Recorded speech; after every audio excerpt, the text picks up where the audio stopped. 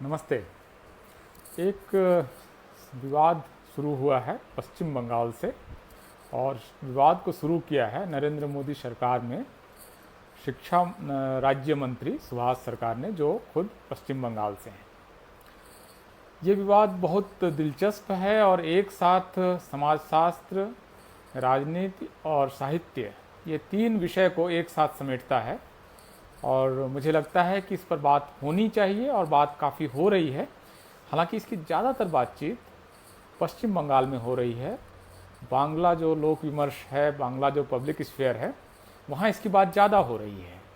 हिंदी का जो public sphere है वहाँ पर इसकी चर्चा अपेक्षाकृत कम हो रही है। हालांकि जो रविन्द्रनाथ टैगोर हैं वो आप जानते हैं कि भारत के शीर्ष साहित्यकारों में उनकी गिनती है और हर व्यक्ति जानता है कि भारत को साहित्य में जो एकमात्र नोबेल प्राइज़ मिला है वो रविन्द्रनाथ टैगोर को मिला है। तो ये एक ऐसा व्यक्तित्व है जिसको लेकर हुए विवाद में हिंदी भाषी क्षेत्र ही नहीं बल्कि तमाम मराठी से लेकर तमिल और तेलुगु और पंजाबी से लेकर आपको उड़िया सबकी दिलचस्पी होनी चाहिए। लेकिन ये जो विषय है इसकी ज़्यादा चर्चा पश्चिम बंगाल में हो रही है।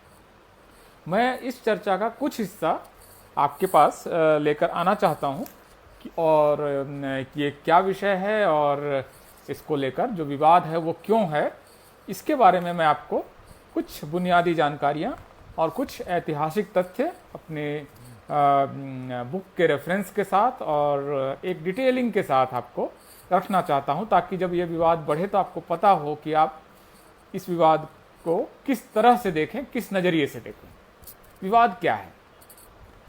जो मोदी सरकार के मंत्री हैं, सुभाष सरकार, शिक्षा राज्य मंत्री, उन्होंने एक समारोह में एक वक्तव्य के दौरान ये कहा कि रविंद्रनाथ टैगोर का जो रंग था वो सांवला या काला था, जिसकी वजह से उनको परिवार में उतना सम्मान, लाड, प्यार नहीं मिला।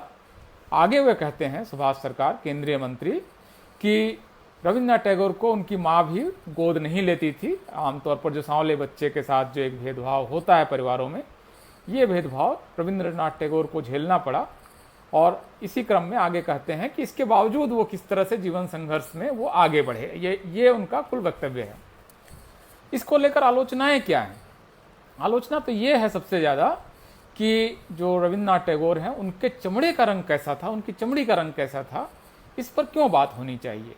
साहित्यकार हैं, उनकी साहित्य पर चर्चा हो, वो क्या लिखा है उन्होंने, क्या कविताएं लिखी है, क्या उपन्यास लिखा है, क्या कहानियाँ लिखी हैं, उन पर कैसी फिल्में बनी हैं, जो कविताएं हैं उनका अनुवाद कैसा हुआ, ये सारी बात होनी चाहिए। उन्होंने जो लिखा है उस पर चर्चा होनी चाहिए। रविंद्रनाथ के चेहरे का रंग कैसा है, इस पर विमर्श और विचार का क्या मतलब है, ये मुख्य आलोचना है सुभाष सरकार के केंद्रीय मंत्री के उस वक्तव्य का, जो रविन्द्रनाथ टैगोर को लेकर उन्होंने जो वक्तव्य दिया है। ये सभी अखबारों में लगभग छपा है, सारे बड़े अखबारों में, इंग्लिश में सब जगह छपा है, चैनलों पर भी इसकी चर्चा है। बंगाल में तो आप देखेंगे और टेलीग्राफ से लेकर सब जगह ये बयान उनका प्रकाशित हुआ। इसका जो विवाद है ये आप गूगल पे सर्च कर सकते हैं, बहुत सारे बड़े प्लेटफॉर्म्स पर, सारे बड़े न्यूज़ आउटलेट्स पर इसकी चर्चा है कि रविन्द्रनाथ के चेहरे का रंग और माँ द्वारा उन्हें पर्याप्त प्यार न मिलना और इसके बावजूद उनका एक महान व्यक्तित्व कैसे खड़ा हुआ है। ये कुल मिलाकर ये जो विवाद है वो इतना सा है। यहाँ पर आप रुक सकते हैं कि भाई ठीक है, एक व्यक्ति ने, एक केंद्रीय मंत्री ने एक बयान दिया, उसकी मुझे आलोचना करनी है, समर्थन करना है और मैं यहाँ पर इस विवाद से दूर हो जाता हूँ, ये आपकी चॉइस है। लेकिन इस विवाद को अगर आप रविन्द्रनाथ के पूरे व्यक्तित्व और कृतित्व के साथ जोड़कर देखना चाहते हैं, तब इस जो आज की अभी जो मैं चर्चा कर रहा हूँ आपके साथ, इसमें आपके जुड़े रहने का मतलब है। वरना यहाँ पर आप इस विवाद को अंत मानकर, हालांकि अंत होगा नहीं, अभी इस पर चर्चा और होगी और कहीं ना कहीं आप तक ये चर्चाएं पहुँचेंगी, तो आप अगर आपकी और दिलचस्पी है तो कृपया इस चर्चा में आप जुड़े रहें। तो देखिए, रविन्द्रनाथ टैगोर का जो साहित्य है उसको किस रूप में देखा जाए, इसकी कुछ मेथोडोलॉजी, कुछ विधाएं हैं। किसी भी व्यक्ति के लेखन को कैसे देखें? एक व्यक्ति ने कुछ लिखा, उस लेखन को आप उस व्यक्ति से अलग करके देख सकते हैं। तो वो व्यक्ति क्या है, कुछ है नहीं मालूम, एक्स ने लिखा होता तो भी वही बात है, वाई ने लिखा तो भी वही बात है, मुझे उसके लिखे से मतलब है, मुझे उस व्यक्ति से मतलब नहीं है। एक तरीका तो ये है। लेकिन समाजशास्त्रीय तरीका ये है, सोशियोलॉजिकल तरीका, मेथड ये है कि उस व्यक्ति के जीवन के साथ किस कालखंड में वो व्यक्ति रहा, किस समाज में जिया, किस धर्म का व्यक्ति है, किस पंथ का व्यक्ति है, किस जात के व्यक्ति है, इन सारे चीज़ों के साथ उसके लेखन को पढ़ें कि उन्होंने ऐसा क्यों लिखा, उन्होंने ऐसा ही क्यों लिखा, और उन्होंने इसके अलावा कुछ क्यों नहीं लिखा। अगर इन सवालों के जवाब आप जानना चाहते हैं तो आपको व्यक्ति का और उस समय का जो इतिहास है जहाँ पर उनका लेखन सिचुएट है उसको देखना चाहिए, तभी आप उसको सही ढंग से देख सकते हैं। किसी व्यक्ति के लेखन को देखने का एक ये समाजशास्त्रीय नज़रिया है कि किसी व्यक्ति को का जो लिखा हुआ है उसको उस व्यक्ति की बायोग्राफी के साथ, उस समय का जो एक हिस्ट्री है उसके साथ उसको देखें। तो रविन्द्रनाथ टैगोर के व्यक्तित्व को पर मैं पहले हिस्से में चर्चा करूंगा, और दूसरे हिस्से में कि रविंद्रनाथ टैगोर ने गोरा नाम का अपना उपन्यास क्यों लिखा, जो उनकी सबसे चर्चित कृति है, जिसकी 10 लाख कॉपीज बंट चुकी है। आप में से ज़्यादातर लोगों के पास ने उसको देखा होगा, खरीदा भी होगा, रेलवे स्टेशन से लेकर हर जगह वो गोरा नाम की जो उनकी किताब है वो मिलती है, बहुत चर्चित उनकी वो किताब है गोरा। तो रविन्द्रनाथ टैगोर का पहला तो मैं उनके जीवन, उनके परिवार के बारे में बताऊंगा, और दूसरे हिस्से में कि रविन्द्रनाथ टैगोर ने गोरा नाम का उपन्यास क्यों लिखा, उसका नाम गोरा क्यों रखा, और उन्होंने उस उपन्यास में धर्म, जाति और चेहरे के रंग को लेकर किस तरह सा का विमर्श खड़ा किया। ये असल में पूरा उपन्यास ही जाति, धर्म और चेहरे के रंग को लेकर ही खड़ा उपन्यास है गोरा। आप में से जो लोगों ने पढ़ा होगा वो जानते होंगे, उनके लिए मुझे कुछ नहीं बताना है, लेकिन जो न जानते हों उसके बारे में मुझे आपको ये बताना है। तो रविन्द्रनाथ टैगोर का परिवार क्या परिवार है, आप उसको अगर इतिहास देखें तो पश्चिम बंगाल या अब का जो बांग्लादेश मिलाकर जो बंगाल बनता है उसके इतिहास में आपको जाना पड़ेगा। बंगाल जो है वो, अगर मैं इसको शुरुआत करता हूँ आपको 8वीं या 9वीं सदी का जो बंगाल है वो उस समय पाल वंश का शासन था, बौद्ध शासन था, और बुद्धिज़्म का बहुत बड़ा सेंटर जो बंगाल है, यूनाइटेड बंगाल है, वो रहा है। और आप पाएंगे जो लोग बंगाल के हैं वो जानते हैं कि कितने सारे बड़े बड़े वहाँ पर बौद्ध स्तूप, विहार, इवन जो बिहार है, जो विक्रमशिला वगैरह, ये बंगाल का ही हिस्सा था, बल्कि वो सीमा और आगे तक जाती है। तो बिहार वगैरह के भी जो बुद्धिस्ट साइट हैं वो पाल वंश का शासन, क्योंकि काफ़ी आगे तक, बल्कि इधर लखनऊ तक का विस्तार था, वो बुद्धिस्ट शासन था, बौद्ध शासक थे पाल वंश। आप लोगों ने 10वीं, 11वीं और 12वीं क्लास के इतिहास तक में सब लोगों ने ये पढ़ा होगा कि पश्चिम बंगाल का पाल वंश, बुद्धिस्ट शासन। ये जो बुद्धिस्ट शासन है, जब तक वहाँ पर सारी जनता भी बुद्धिस्ट थी, शासक भी बुद्धिस्ट थे, ये बंगाल के इतिहास का एक महत्वपूर्ण कालखंड है। लेकिन 9वीं सदी आते आते वहाँ पर एक बार फिर से जो हिंदू या ब्राह्मण धर्म, जो भी आप उसको कहें, या सनातन धर्म, उसकी वापसी होती है। बल्लाल सेन ने वो तख्ता वहाँ पर सत्ता बदलती है, और पाल वंश का शासन खत्म होता है और सेन वंश शुरू होता है। सेन वंश भी आप लोगों ने 10वीं तक में सबने पढ़ा होगा कि बंगाल में फिर पाल वंश के बाद सेन वंश आता है। अब सेन वंश का जो शासन है वो लगभग 300-400 साल के आसपास चलता है। फिर वहाँ पर आता है कौन, और तुर्क और जो मंगोल शासक हैं वो आपको पश्चिम भारत से होते हुए आपको बंगाल तक आते हैं। मुस्लिम जो शासक हैं वो आते हैं, और क्योंकि वो एक उथल पुथल का दौर है, बौद्ध शासन तक तो देखिए वहाँ पर इन्विंसिबल था, वहाँ पर कोई बाहरी शासक नहीं आ पाता था। लेकिन जब हिंदू शासन वहाँ पर आता है, ब्राह्मण जो धर्म की पुनर्स्थापना जब होती है पूरे पूर्वी भारत में, तो फिर वही होता है जो कि राजा लड़ रहा है और उनके क्षत्रिय सैनिक लड़ रहे हैं। बाकियों के पास चूंकि हथियार पकड़ने के उनको धार्मिक अधिकार नहीं है, तो बाकी राजा लड़ता है, बाकी कोई नहीं लड़ता है। इसलिए 400-500 भी हमलावर आते थे तो भारत में जीत कर ही जाते थे, मतलब उनके हारने का कोई इतिहास नहीं। लगभग जैसे कि हम हारने के लिए तैयार ही बैठे रहते थे, क्योंकि राजा और उनके सैनिक लड़ते थे, जनता कभी भी विद्रोह में खड़ी नहीं होती थी। ये भारत के 2000 साल के इतिहास में ऐसा कोई वाकया नहीं हुआ जब पूरी जनता ने किसी बाहरी आक्रमणकारी आतताई के खिलाफ संघर्ष किया। तो मुस्लिम शासन आसानी से स्थापित हो गया, सेन वंश वगैरह सब खत्म हो गए।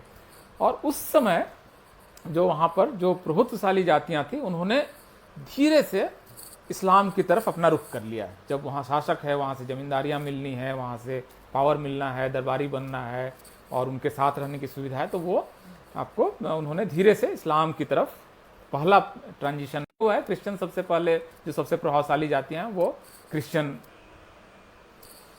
तो ये जो पश्चिम बंगाल बांग्लादेश का पूरा इलाका है, यहाँ पर आपको ये फिर इस्लाम और उसका शासन स्थापित होता है और शासक इस्लाम होते हैं। जनता जो है वो मुख्य रूप से वहाँ पर हिंदू है, थोड़े बहुत बौद्ध हैं, और हिंदू धर्म में भी जो नीचे की जातियाँ हैं बाद में उत्पीड़न वगैरह की वजह से वो इस्लाम की तरफ जाती हैं, और प्रभावशाली जातियों के लोग इस्लाम की तरफ जाते हैं शासन के करीब होने के लालच में या ज़रूरत से, ताकि उनको ज़मींदारियाँ मिली। तो आप देखेंगे कि पश्चिम बंगाल और बांग्लादेश में ज़मींदारियाँ सारी हिंदुओं के पास रही, जो या तो उनके करीब रहे, जो मुगल नवाबों वगैरह के उनके करीब वो ज़मींदारियाँ गई।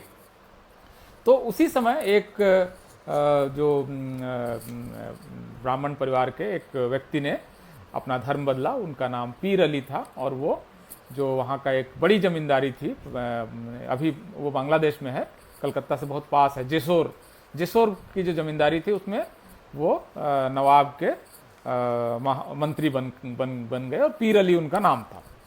तो जो पीर अली हैं वो उन्होंने फिर जो उन्होंने जो बस्ती वगैरह बसाई उसका नाम पिराली था। तो वो उन्होंने ब्राह्मण से ट्रांजिशन लिया। ब्राह्मण भी बंगाल और बांग्लादेश का जो ब्राह्मण है वो भी बहुत यूनिक किस्म का है, क्योंकि पूरी आबादी बुद्धिस्ट हो चुकी थी।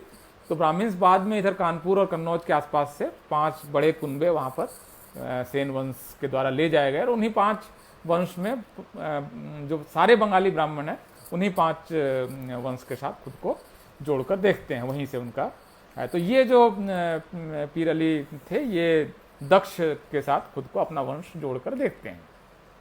अब आप कहेंगे कि ये सारी जानकारियाँ आप कहाँ से ले रहे हैं, तो मैं 4 मुख्य रूप से इसमें सोर्स इस्तेमाल कर रहा हूँ। एक कृष्णा कृपलानी की किताब है टैगोर अ लाइफ, ये ऑक्सफोर्ड यूनिवर्सिटी प्रेस ने छापी है, टैगोर की ऑथेंटिक जीवनी मानी जाती है।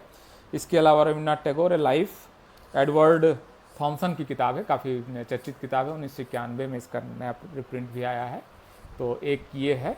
इसके अलावा चित्रा देव की किताब है वीमेन ऑफ टैगोर हाउस, और चौथी किताब अरुणा चक्रवर्ती की जोड़ा सांको इसलिए क्योंकि आप जोड़ा सांको इस किताब का नाम क्यों है, जोड़ा सांको एक कलकत्ता के जो लोग हैं वो जानते हैं कि एक वहाँ एक प्रमुख कॉलोनी है, प्रमुख बस्ती है कलकत्ता का। तो ये जो पीर अली जब इस्लाम उन्होंने ले लिया, उनको एक लड़की से शादी भी करनी थी, मुस्लिम लड़की से, तो वो मुस्लिम बन गए ब्राह्मण से। अब उनके दरबार में 2 लोग थे, जो एक जयदेव और एक कामदेव।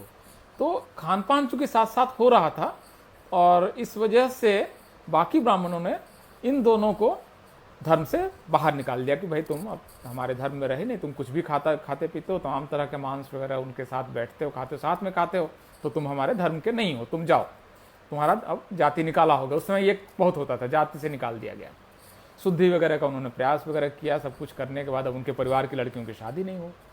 टैगोर परिवार के लड़कियों की अभी भी बंगाली ब्राह्मणों में शादियाँ बहुत कम होती है। शर्मिला टैगोर की भी शादी बाहर हुई, देविका रानी की भी शादी बाहर हुई। काफ़ी वहाँ पर जो टैगोर परिवार है, वैसे तो ब्राह्मण परिवार है, लेकिन उनकी शादियाँ आमतौर पर ब्राह्मणों में नहीं होती है। तो ये कामदेव और जयदेव जो हैं, इनके या परिवार की लड़कियों की शादी बाहर बंद हो गई, तो नहीं हो रही थी। तो एक भतीजी की शादी उन्होंने बहुत सारा दहेज वगैरह दे के एक ब्राह्मण जगन्नाथ कासुरी से उन्होंने शादी कर दिया। जगन्नाथ कासुरी की शादी तो हो गई, जगन्नाथ कासुरी भी जात से निकाल दिए गए, भाई तुमने ये इन लोगों के साथ शादी कर ली है। तो इस तरह से एक कैटेगरी वहाँ बन गई पिराली ब्राह्मण। जैसे कान्यकुब्ज ब्राह्मण, सरयू पारिन ब्राह्मण, उसी तरह से नंबूदरी ब्राह्मण, उसी तरह से पिराली ब्राह्मण। तो रविन्द्रनाथ टैगोर जो हैं वो पिराली ब्राह्मण है। ये आपको रविन्द्रनाथ टैगोर की तमाम सारी जीवनियों में आपको मिलेगा कि वो रविन्द्रनाथ टैगोर पिराली ब्राह्मण थे। अब ये पिराली ब्राह्मण साहब चूंकि जात से निकाल दिए गए, अब चूंकि जाति से बाहर हैं और एक तरह से धर्म से भी बाहर हैं, जाति नहीं है तो धर्म क्या है, तो एक एडवेंचरस वो प्रवृत्ति उनकी जगह कि बाहर जाकर अब हमारे पास समुद्र लांघने का बंधन नहीं, गंगा के उस पार जाने का कोई बंधन नहीं, तो हम अब निकल पड़ते हैं काम करने के लिए, बिजनेस करने के लिए। तो इस परिवार के एक पंचानन जो हैं, पंचानन कासुरी, ये बांग्लादेश से चलते हैं और आकर, उस समय कलकत्ता बन रहा था, जो अंग्रेज हैं वो आए थे और उन्होंने फोर्ट विलियम्स में अपना किला बनाया और गोविंदपुर, सुतानुती और ये तीन गांव मिलाकर कलकत्ता बन रहा था। तो इन्होंने ये आए और गोविंदपुर में इन्होंने अपना घर वगैरह बना लिया और बिल्डिंग कॉन्ट्रैक्टर का काम शुरू कर दिया। ये परिवार है रविन्द्रनाथ टैगोर का। रविन्द्रनाथ टैगोर का जो परिवार है वो यही वो कासुरी परिवार है जो पहले आपको कामदेव और जयदेव के साथ जो बना, वो इस परिवार से हैं। तो बांग्लादेश के उस पार से ये लोग इधर आए और बिल्डिंग कंस्ट्रक्शन का काम शुरू कर लिया। बिल्डिंग कंस्ट्रक्शन का काम शुरू कर लिया तो पैसा आ गया, बड़ी से एक हवेली बनाई कलकत्ता में। आप जोरा सांको हाउस देख सकते हैं, पुराने लगभग आज से 250 साल पहले रविन्द्रनाथ टैगोर का जो परिवार है उनकी जो हवेली है, बड़ी शानदार हवेली है। तो जब वो लोग आए यहाँ पर, तो चूंकि एक ब्राह्मण परिवार आया है, ये तो उनको लोगों को पता था भी नहीं भी था कि पिराली ब्राह्मण है, मतलब थोड़े नीचे कैटेगरी के ब्राह्मण है, लेकिन ब्राह्मण तो ब्राह्मण है, ठीक है। तो देवता को ठाकुर बोलते हैं, तो ठाकुर साहब आए हैं, तो ठाकुर साहब करते करते वो अंग्रेजों ने उसको ठाकुर का टैगोर कर दिया। टैगोर टाइटल आपको उस टैगोर परिवार के बाहर आपको पूरे बंगाल में, बांग्लादेश में नहीं मिलेगा। वो एक ही परिवार है जो टैगोर टाइटल यूज करता है, क्योंकि वो उनका जो पुराना टाइटल था बंदोपाध्याय, वो उनका रहा नहीं जब वो पिराली ब्राह्मण बन गए, मुसलमान मान लिए गए।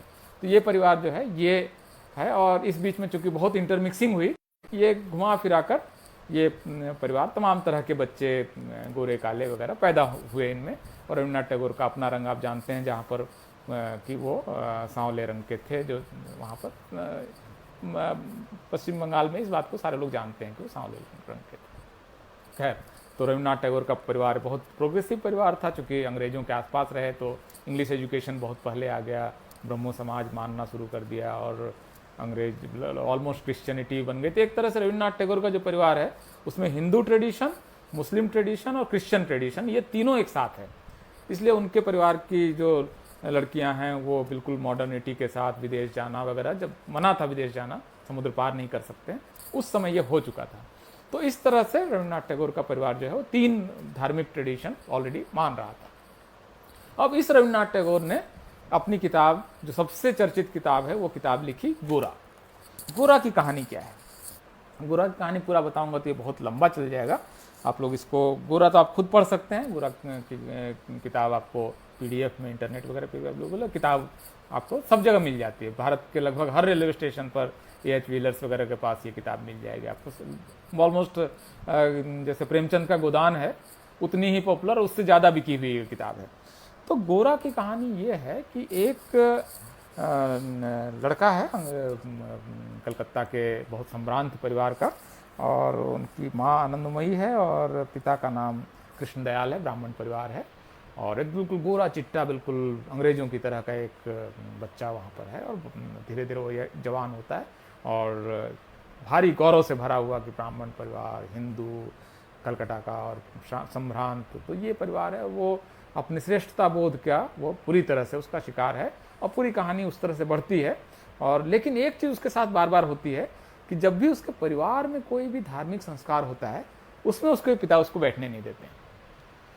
बोलते हैं कि तुमने इंग्लिश एजुकेशन हासिल किया, तुम ब्रह्मो समाज वगैरह के साथ जुड़े हुए लोग हैं, तुमको हम इसमें नहीं बैठने देंगे।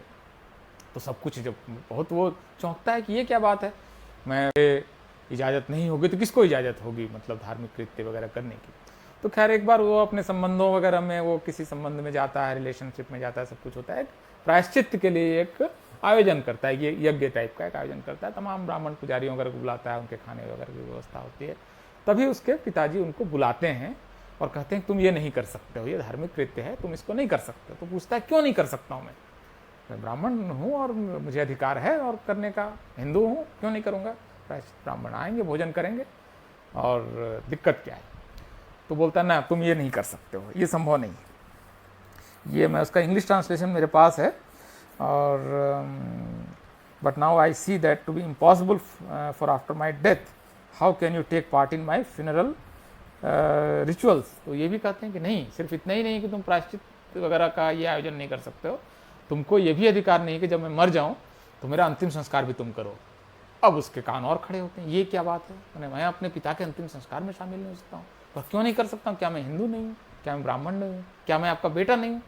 तब उसकी माँ आनंदमयी कहती है, हाँ तुम को मैं बेटे से ज़्यादा प्यार करती हूँ, लेकिन तुम हमारे बेटे नहीं हो।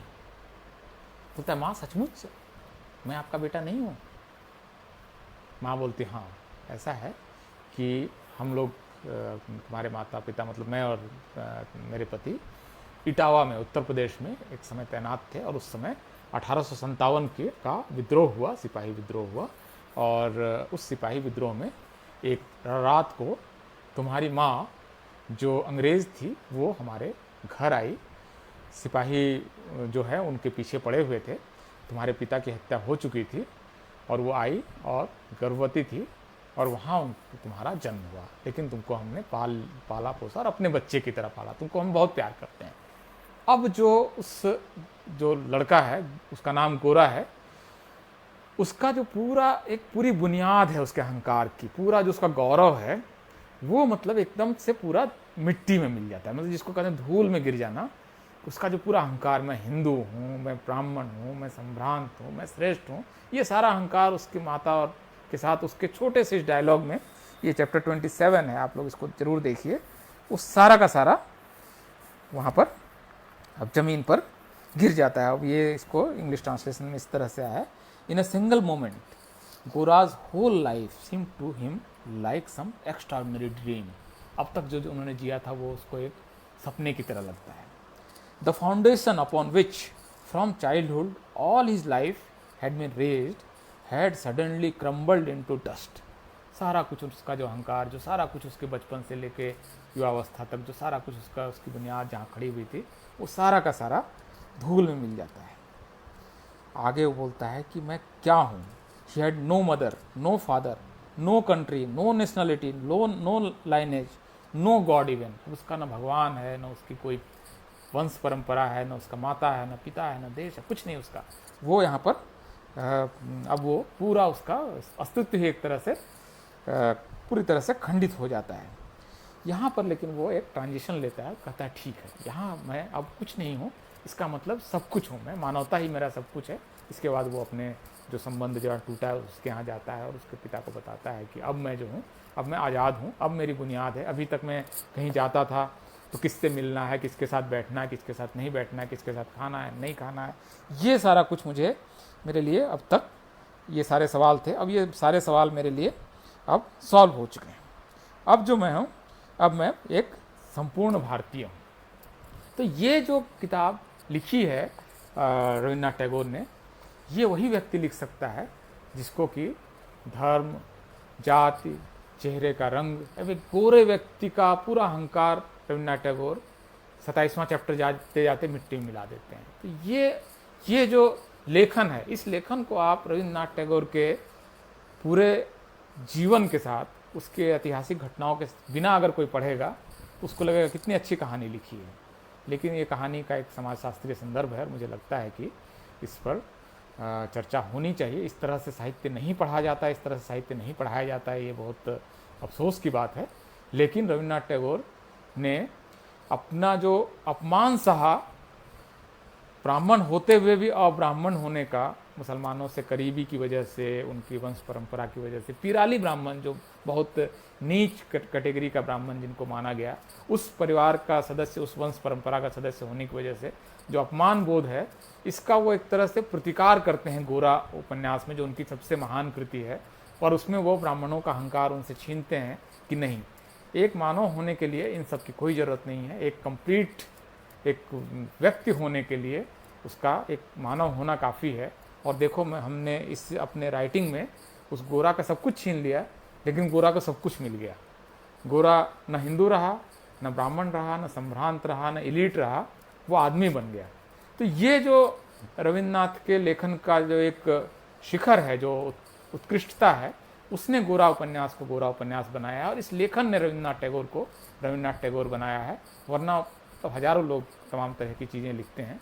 तो रविन्द्रनाथ टैगोर का जो लेखन है, मुझे लगता है कि इस जो उनका एक ह्यूमनिस्ट अप्रोच है कि मैं धर्म की सीमा नहीं मानता हूँ, मैं देश की सीमा नहीं मानता हूँ, ये भी है। गांधी और जो नेहरू के गांधी नेहरू का जो नेशनलिज्म है, इससे जो आपको नेशनलिज्म की परिभाषा रविन्द्रनाथ टैगोर की वो बिल्कुल अलग है। वो राष्ट्र की सीमाओं से ऊपर खुद को देखते हैं और इस वजह से राष्ट्रीय आंदोलन में उनको एक तरह से नकारा भी जाता है, रिजेक्ट भी किया जाता है कि राष्ट्र, ये किस राष्ट्र की बात कर रहे हैं जिसमें कोई सीमा ना हो।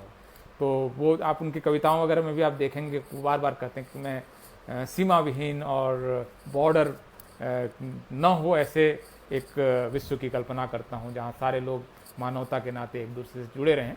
तो ये जो महानता उन्होंने अर्जित की है, ये महानता उनको उस परंपरा से मिली है जो पिराली ब्राह्मण होने की वजह से उनको हासिल हुई है। तो मैं सजेस्ट करूंगा कि आप लोग अगर इसमें फर्दर रीडिंग के लिए अगर मैं सजेस्ट करूं तो मैं आप चाहूँगा कि आप लोग सबसे पहले तो रविन्द्रनाथ टैगोर का उपन्यास गोरा पढ़ें। इंटरनेट पर भी फ्री अवेलेबल है। इसके अलावा वो बाकी सब जगह मिल जाएगा। कोई ऐसा शहर नहीं है जहाँ गोरा उपन्यास न मिले, उसको ज़रूर पढ़ें।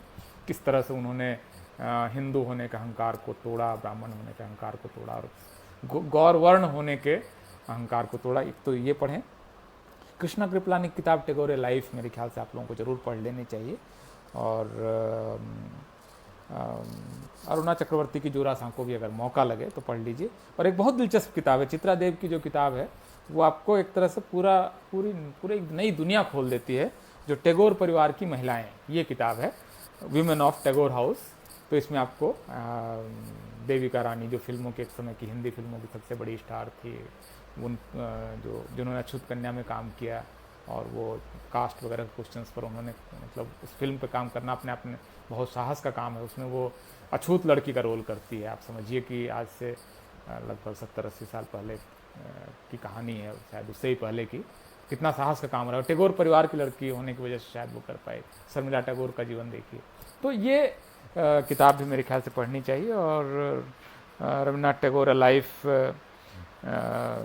जो आपको एडवर्ड थॉमसन की है वो भी आप देख सकते हैं। तो इन किताबों को आपको पढ़ना चाहिए। और इस विमर्श किसी भी मेरा सजेशन, आखिरी सजेशन ये है कि किसी भी व्यक्ति के लेखन को अगर आप पढ़ते हैं, इवन बाबा साहब को पढ़ते हैं, गांधी को पढ़ते हैं, तो ये देख लीजिए कि उन्होंने कब लिखा, उस समय देश दुनिया में क्या हो रहा था और उस व्यक्ति के जीवन में क्या हो रहा था।